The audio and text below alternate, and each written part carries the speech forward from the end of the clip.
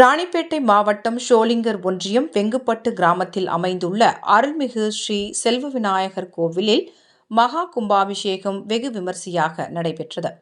இதனை முன்னிட்டு கோபூஜை, கலச பூஜை, 108 மூலிகை கொண்டு சிறப்பு யாக பூஜை, பூர்ணாகுதி நடைபெற்றது.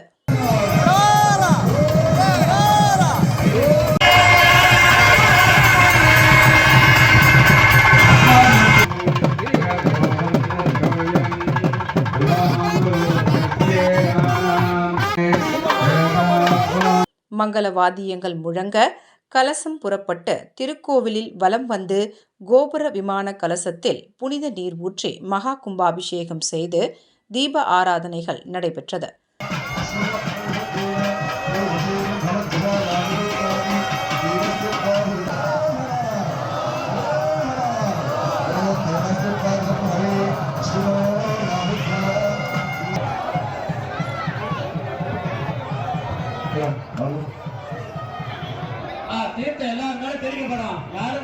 இதில் முன்னாள் சட்டமன்ற உறுப்பினர் ஜி. சம்பத், திமுக தலைமை செயற்குழு உறுப்பினர் அசோகன், திமுக கிழக்கு ஒன்றிய செயலாளர் சந்திரன், ஒன்றிய கவுன்சிலர் ராமன் மற்றும் 20க்கும் மேற்பட்ட கிராம பொதுமக்கள் கலந்து கொண்டு சுவாமி தரிசனம் செய்தனர். பக்தர்கள் அனைவருக்கும் அன்னதானம் வழங்கப்பட்டது.